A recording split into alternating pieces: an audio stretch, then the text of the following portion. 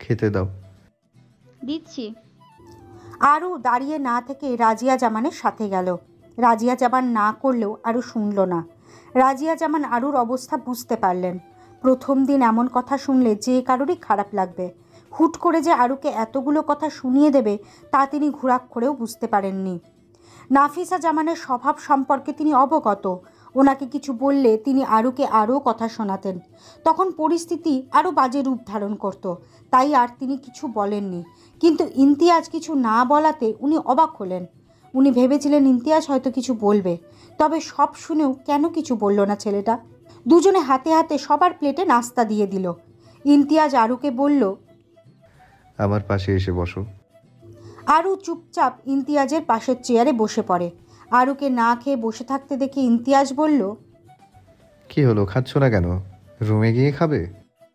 আরু মাথা নাড়িয়ে না বোঝালো সে এখানেই খাবে, রুমে যাবে না। তাহলে খাও। জি খাচ্ছি। বলে আরু রুটি ছিঁড়ে মুখে দেয়। ডিম পোচ, তার সাথে শুকনো রুটি। সকালে নাস্তা হিসেবে এর বেশি কোনো আয়োজন করা হয়নি। সকালে এমন হালকা পাতলা নাস্তাই মানানসই। তাছাড়া রাজিয়া জামানের একার পক্ষে এতগুলো লোকের জন্য এর বেশি কিছু করা সম্ভব হয়নি। আর ইমতিয়াজের রুটি দিয়ে মাংস কষাই পছন্দ, তাই হালকা নাস্তা হিসেবে ইমতিয়াজের পছন্দের খাবারই করা হয়েছে। আরও কোনো মতে একটা রুটি খেয়ে আর খেলো না। ভালো লাগছে না ওর। এমন কটূক্তিমূলক কথা শোনার পর গলা দিয়ে খাবার নামবে না। খাওয়া শেষে ইমতিয়াজ আরুকে বলল রুমে যেতে। আরু দেরি করে না, ইমতিয়াজের সাথেই রুমে গেল। ইমতিয়াজ আরুর দিকে তাকিয়ে আছে। মূলত মেয়েটার মনোভাব বোঝার চেষ্টা করছে। কি বুঝলো কে জানে। আরুকে বিছানায় বসিয়ে চেয়ার টেনে ওর সামনে বসলো। আরুর কাঁধে হাত রেখে জানতে চাইল, হুমায়রা, মন খারাপ? আরু মাথা তুলে এক পলক ইমতিয়াজের দিকে তাকিয়ে চোখ নামিয়ে নেয়। এবারও মুখে কিছু না বলে মাথা নাড়িয়ে না বোঝায়। ইমতিয়াজ মানল না। সে বেশ বুঝতে পারছে নাফিসা জামানের কথায় আরুর খারাপ লেগেছে, কিন্তু আরু বলবে না। মেয়েটা এতটাই চাপা স্বভাবের। ইমতিয়াজ মেয়েটার হাত দুটো নিজের হাতের মুঠোয় নিয়ে খানিকটা বোঝানোর ভঙ্গিমায় বলল, দেখো, এটা তোমার বাড়ি। এ বাড়ির কর্ত্রী তুমি। আর বাড়িতে যারা অবস্থান করছে সকলে এ বাড়ির অতিথি। আজ আছে, কাল চলে যাবে। তারা অতিথি ছাড়া আর কিছুই না। এমনকি নিজে যে তোমায় এত কথা শুনিয়েছে সেও না। তার কোনো অধিকার নেই তোমাকে এত কথা শোনানোর। চাইলেই ওখানে অনেক কিছু বলা যেত, কিন্তু ফুফুর কথা ভেবে কিছু বলিনি। ওনাকে কিছু বললে উনি আমার রাগ ফুফুর ওপর দেখাতেন। ফুফু কষ্ট পাবে তখন। আমি চাই না আমাদের জন্য ফুফু কোনোভাবে আঘাত পাক। আর শোনো, মানুষ অন্যদের কথা শোনাবে, এটাই তাদের স্বভাব। কিছু মানুষ কথার দ্বারা অন্যকে অপদস্থ করতে চায়। পদে পদে হেয়মূলক কথা বলে চলে। কাউকে কথা শুনিয়ে ছোট করে তারা এক ধরনের আত্মতৃপ্তি পায়। সবার কথা ধরে বসে থাকলে চলবে? তাদের কথা গায়ে লাগিয়ে কষ্ট পেলে তো এক প্রকার তাদের জিতিয়ে দেয়া হয়ে গেল। তারা চেয়েছে তোমায় কথার আঘাতে ক্ষতবিক্ষত করতে, আর সে কাজে সফলও হয়েছে। চোখের পানি সব থেকে বড় দুর্বলতা। লোকের সামনে সে দুর্বলতা দেখাতে নেই, তাহলে তারা আরও পেয়ে বসবে। আর কখনো বাইরের মানুষের কথায় কষ্ট পেয়ে তাদের সামনে নিজের দুর্বলতা প্রকাশ করতে যাবে না। আরও মুগ্ধ হয়ে ইমতিয়াজের সব কথা শুনে গেল। এ লোক এত গুছিয়ে কথা বলতেও জানে। আরও কিছু বলতে চাইল, তবে ইমতিয়াজ বলতে দিলে তো। তুমি বসো, আমি খাবার নিয়ে আসছি। আরুর খাবার ইচ্ছে না থাকলেও ইমতিয়াজের জোড়াজুড়িতে তাকে আরও দুটো রুটি খেতে হলো। দুপুরের রান্নায় আরু রাজিয়া জামানকে সাহায্য করেছে। উনি মানা করলেও আরু শোনেনি। কপাল বেয়ে ঘাম ঝরছে তার। এত কাজ আগে কখনো করা হয়নি। সব কিছু গুছিয়ে আরু গোসল করতে গেল। ঘেমে যাওয়ায় গা কেমন চিটচিট করছে। কাবার থেকে একটা খয়েরি রঙের শাড়ি নিয়ে গোসলে যায় সে। গোসল সেরে একেবারে নিচে। সকলে খাবার টেবিলে বসে আছে, শুধু আরু বাদে। সবাই হয়তো তার অপেক্ষাই করছে। আরু সবাইকে খাবার পরিবেশন করে ইমতিয়াজের পাশে বসলো, যেন এই জায়গাটা তার জন্যই বরাদ্দ। বিকেলে রাহি আরুকে নিয়ে ছাদে যায়। আরু যেতে চায়নি, তবুও জোর করে নিয়ে গেল।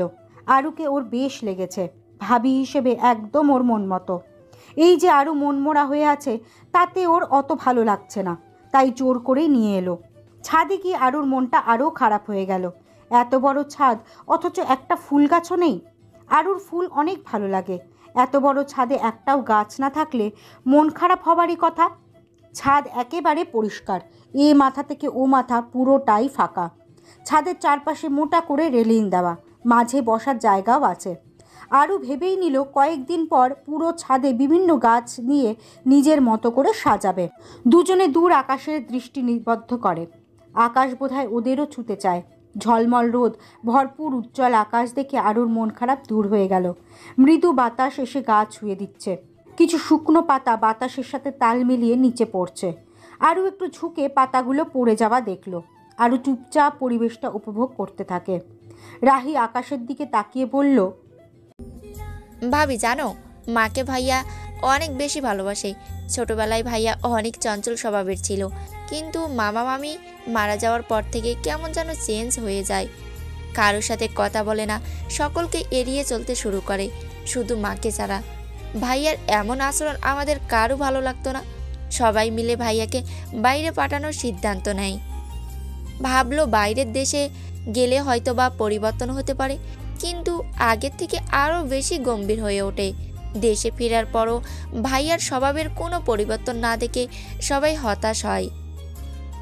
মাস 6 যেতে সবার মনে হলো ভাইয়াকে বাইরে না পাঠালেই বোধহয় ভালো হতো। বাইরে গিয়ে কি বিস্তর পরিবর্তন এসেছে। কি ভেবে যেন নানি মা ভাইয়ার বিয়ের কথা তোলে। হয়তো বিয়ের পর যদি কোনো পরিবর্তন আসে সে আশায়। নিধি আপু ভাইয়াকে পছন্দ করে, এ কথা কম বেশি বাড়ির সবাই জানে। ভাইয়ার বিয়ের কথা তুলতেই চাচি সরাসরি মাকে বলেছিল, ঘরে মেয়ে থাকতে বাইরের মেয়ে দেখার কি দরকার? নিধি যেহেতু ইন্তিজাকে পছন্দ করে, নিধির সাথে বিয়ে দিলে মন্দ হবে না। তাছাড়া ঘরের মেয়ে ঘরেই থাকবে। রাজিয়া জামান তৎক্ষণাৎ যাকে কিছু হ্যাঁ না বলেননি। নিধি মেয়েটাকে তারও খুব একটা পছন্দ না, আর তিনি জানেন ইমতিয়াজেরও এমন মেয়ে পছন্দ না। সব জেনে শুনে তো আর তিনি এ বিষয়ে হ্যাঁ বলতে পারেন না, আবার মুখের ওপর না বলাও যায় না। বাইরের মানুষ হলে এত কিছু ভাবার দরকার ছিল না, কিন্তু মানুষটা যে তার নিজের যা, সরাসরি না করে দিলে ব্যাপারটা কেমন দেখায়। সংসারে অশান্তি হবে, ভাঙন ধরবে। ভাইয়াকে সব জানাতে ভাইয়া না বলে দিল। যে মেয়েকে দেখতে পারে না তাকে বিয়ে করার প্রশ্নই আসে না। রাজি হলো না ভাইয়া। তাছাড়া আপু বড্ড গায়ে পড়া স্বভাবের। ভাইয়ার এমন মেয়ে একদম পছন্দ না, বিদায় না করে দিয়েছিল। সেটাই চাচির আত্মসম্মানে আঘাত হানে। তার মেয়ে তো কোনো দিক দিয়ে কম না, ফিরিয়ে দেওয়ার কোনো মানে নেই। এসবের রেশ ধরেই সকালে বড় চাচি তোমার সাথে হুবাবে কথা বলেছিল। শুধুমাত্র মায়ের জন্য ভাইয়া তখন চাচিকে কিছু বলেনি, কিন্তু চাচির জায়গায় অন্য কেউ তার বউকে কিছু বললে ভাইয়া ছেড়ে কথা বলতো না। তবে একটা কথা কি জানো? রাহির চোখে মুখে দুষ্টুমির ছড়াছড়ি।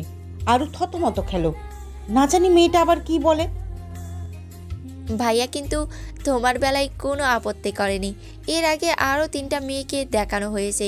মেয়েগুলো একটা আরেকটাকে ছাড়িয়ে যাবে, এদেরও ভাইয়া মানা করে দেয়। তার নাকি পছন্দ হয়নি। তবে তোমার বেলায় পুরো উল্টোটা হয়েছে। ভাইয়াকে একবারের বেশি 2বার বলতে হয়নি, এক কথায় রাজি হয়ে গিয়েছিল। কি ব্যাপার বলো তো? খিচুমিচু করেছো কি? মানে তোমাদের আগে থেকে কিছু ছিল নাকি? থাকলে আমায় বলতে পারো, আমি কিন্তু কাউকে কিছু বলবো না। রাহির কথা শুনে আরও হাসলো। ভাবলো এ লোকের সাথে 2 দিন থেকে সবাই যার যার বাড়ি চলে গেল, পুরো বাড়ি ফাঁকা একেবারে। আরও বিকেলবেলা বাড়ি থেকে বের হলো। বাড়ি ভর্তি মানুষ থাকায় রাহির সাথে ছাদে যাওয়া ছাড়া আর কোথাও যাওয়া হয়নি। আরও সোজা বাগানে গেল।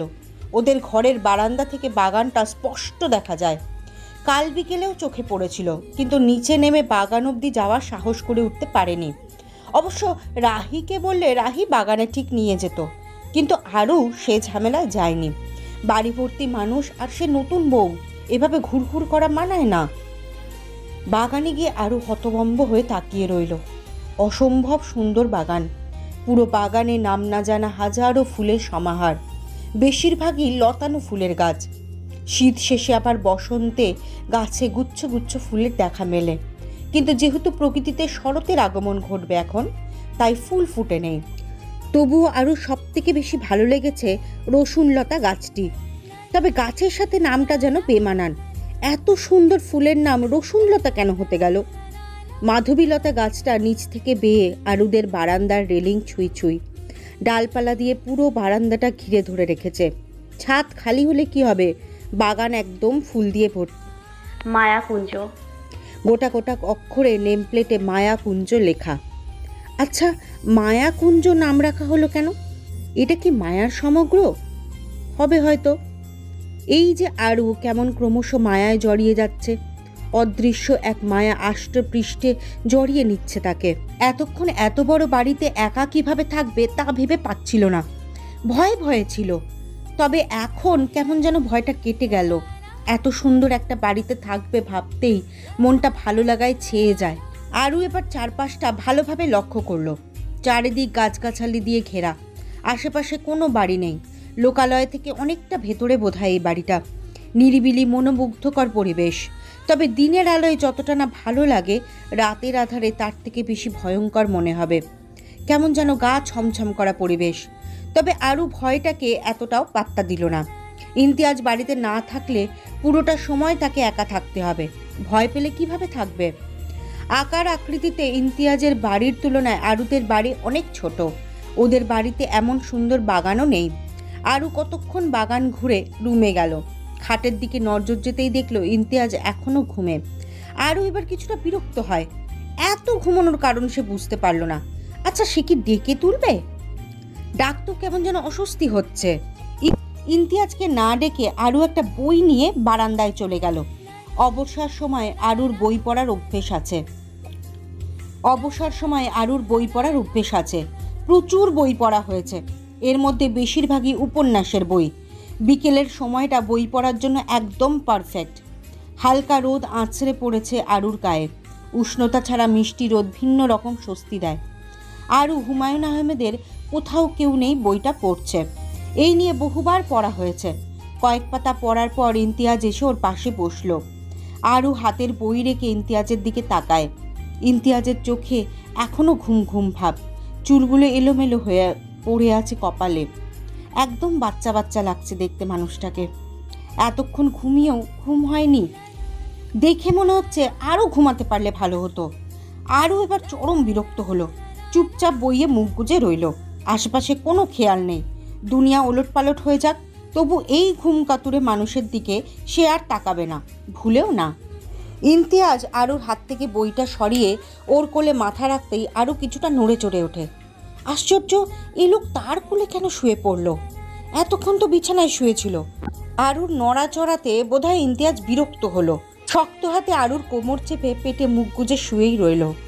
ব্যাস, এতেই আরু নড়চড় ভুলে জমে যায়। এমনভাবে দুহাতে আবদ্ধ করেছে আরু নড়ার সুযোগই নেই। আরু ভেবে পেল না ইমতিয়াজ এমন কেন করছে। এই দুদিন তো একবারের জন্যও কাছে আসেনি, তাহলে আজ কি হলো? সকলে চলে গিয়েছে বিধায় এখন থেকে কি রোজ কাছে আসবে? আরু ঢোক গেলে কোনো মতে বলল, বলছিলাম কি বিছানায় গিয়ে। কথা বলো না, ঘুমোতে দাও, আমার ঘুম হয়নি। ইমতিয়াজের ঘুমানোর কথা শুনে আরুর মুখ হাঁ হয়ে গেল। এই লোক বলে কি? পুরো 2 ঘন্টা ঘুমিয়ে কাটিয়েছে, আর এখন বলছে ঘুম হয়নি। আরু মুখ ফুসকে বলেই ফেলল, 2 ঘন্টা ঘুমিয়েছেন, আর কত ঘুমাবেন? ইমতিয়াজ খানিকটা নড়ে চড়ে বলল, আরও ঘুমাবো। আরও আর কিছু বলেনি। অযথা কথা বলা ওর পছন্দ না, তাই চুপচাপ বাইরে নজর দিল। সন্ধ্যা নেমে এসেছে। গোধূলির সময় ওর ভীষণ পছন্দ। হলুদ কমলাটে মিশেলের আকাশটা আজ অন্যরকম লাগছে। সূর্য পশ্চিম দিকে হেলে পড়েছে। হয়তো সারাদিন তার তীব্রতা দিয়ে মানুষের অবস্থা নাজেহাল করে তিমিরে ডুব দেওয়ার জন্য সময় ঘনিয়ে এসছে। গাছগুলো কেমন মূর্তির ন্যায় দাঁড়িয়ে আছে।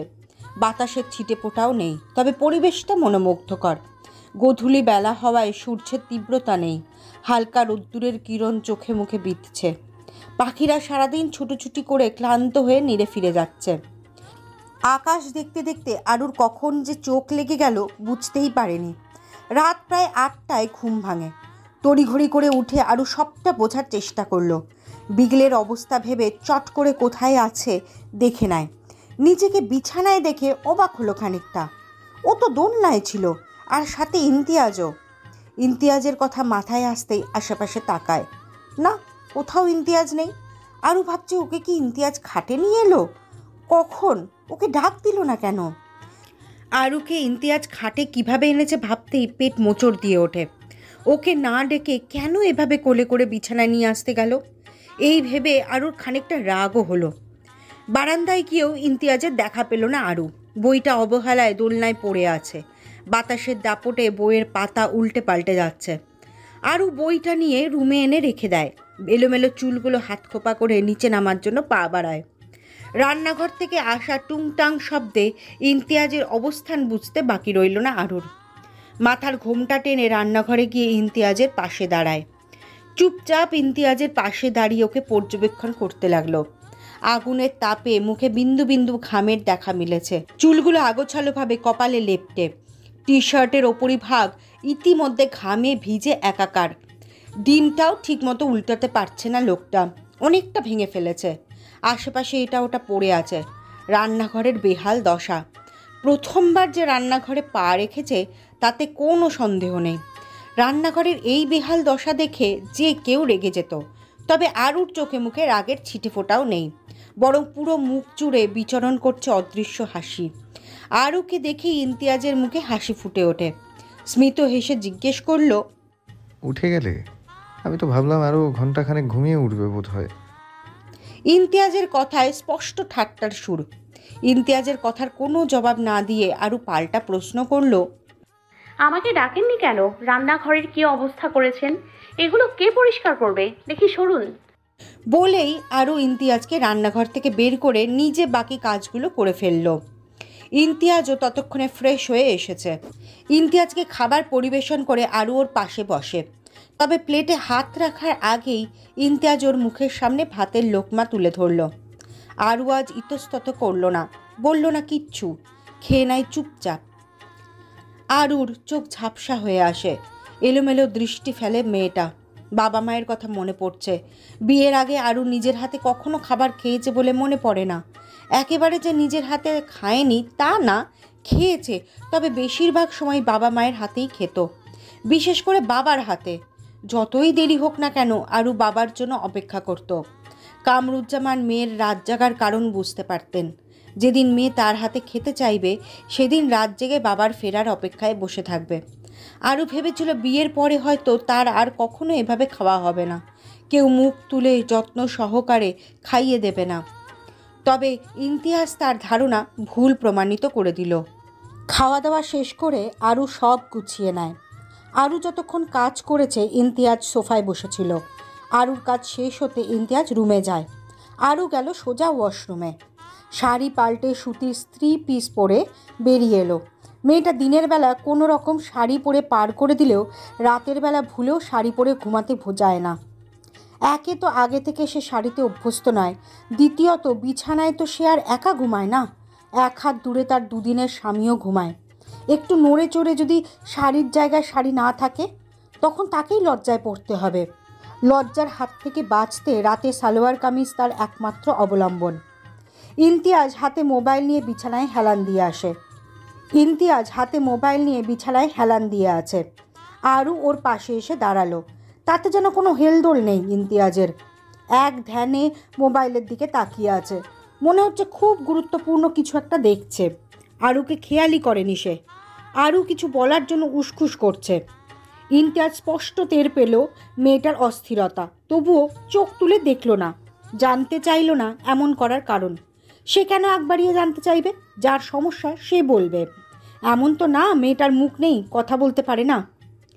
আরু ইমতিয়াজের মনোযোগ আকর্ষণের বৃথা চেষ্টা করলো।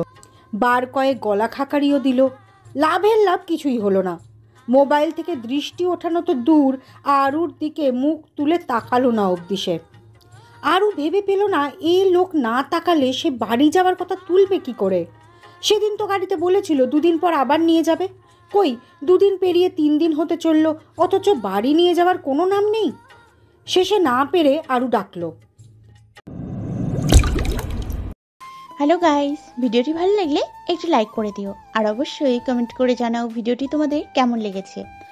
আর ভিডিওটির পরবর্তী পার্ট খুব তাড়াতাড়ি আসবে, তো যারা এখনও চ্যানেলটিকে সাবস্ক্রাইব করোনি প্লিজ পরবর্তী পার্টগুলো দেখার জন্য চ্যানেলটিকে সাবস্ক্রাইব করে পাশে থাকা বেল আইকনটি প্রেস করে দিও। ধন্যবাদ সবাইকে, আমাদের সাথেই থেকো।